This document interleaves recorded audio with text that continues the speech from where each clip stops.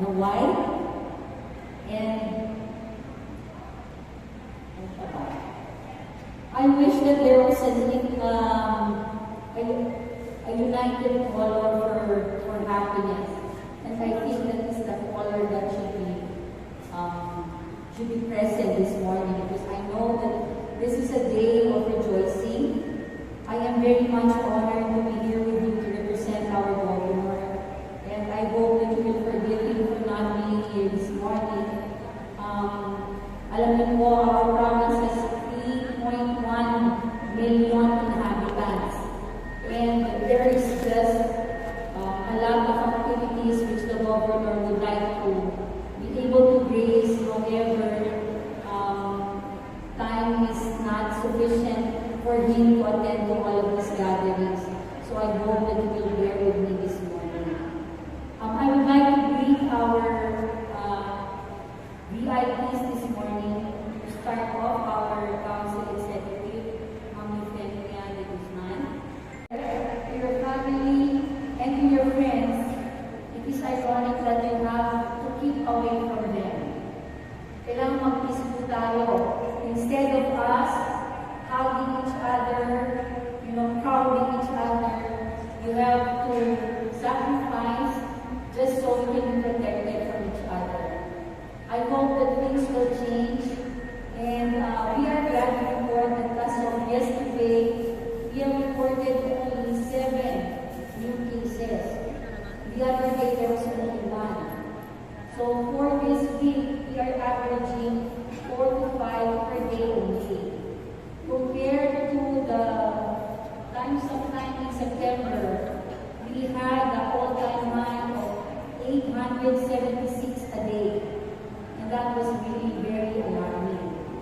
So the fact that we are all here today is an indication that we are blessed because we know of friends and acquaintances who are no longer here. They have succumbed to COVID, and because of that, we still have that fear of gatherings, fear of infecting others. Girl Scouting seems to be like a memory only. However, as they always say, once a Girl Scout, always a Girl Scout. And truly, it's so nice to be with you, to be reminded of what Girl Scouting is all about. It is not just about our leaders who have led the Girl Scouting movement, but also it is a sign of hope, because we are here to inspire each other. We are here to be emulated by the young girls who are to follow in our footsteps. So I hope that in everything that we do, we remember that we do not just teach them by words, we also teach them by actions. And another thing that we read in the news these days, it is sad because the past week, our friends from the south have been devastated by Super Typhoon Odette. We have seen in the papers, in social media, how devastated Siargao, Cebu, Bohol, and other places have been. And sometimes we ask ourselves, how can we help?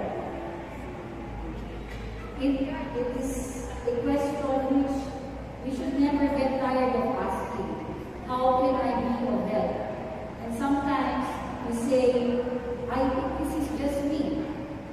I do not have much to share because I do not have a lot of resources.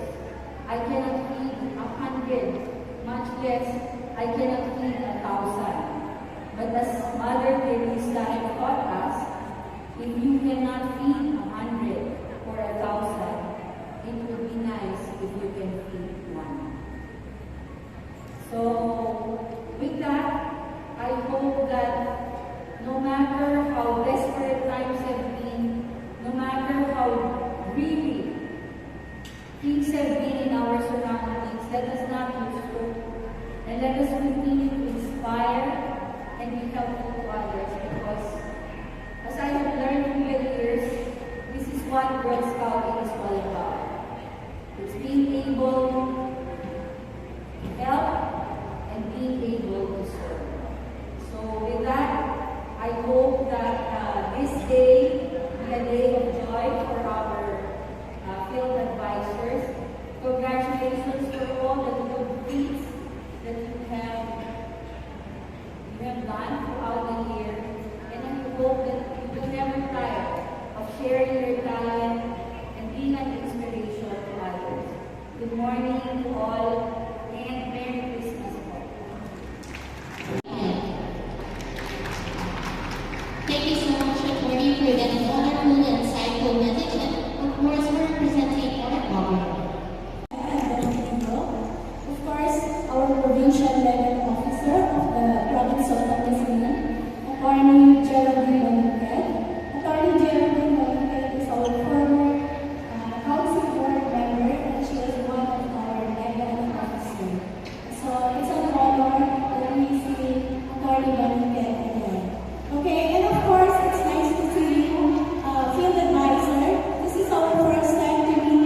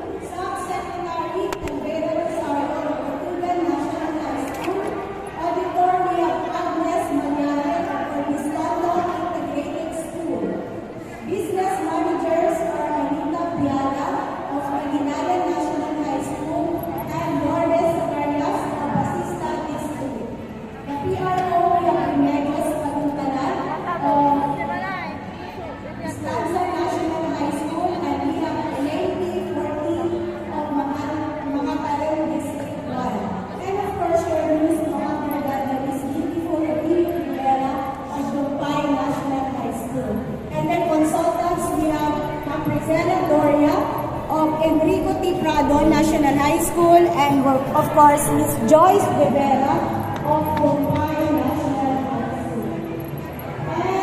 And the last for Pangasinan Division 1 Third Generation, we have the President, Alina Rivera of San Carlos Cluster 5A, Vice President, we have Marites Figueroa of Cuyao National High School, and then the Secretary of Commercial District.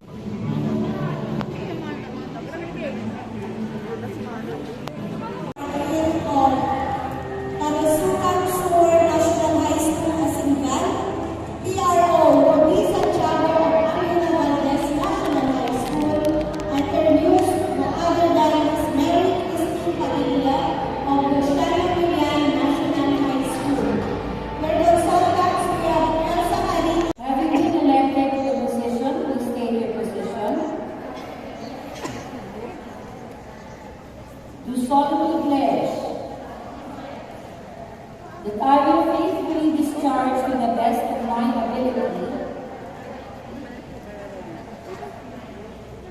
the duties of office to which my fellow members have delegated me. I further swear that I shall lead in the ethical practices and that as a true Girl Scout, I shall uphold the ideals of the Girl Scout movement as embodied in the Girl Scout promise and goal. That I will impose this obligation upon myself voluntarily without mental reservation or purpose of obligation. So help me God. Congratulations, our dear officers.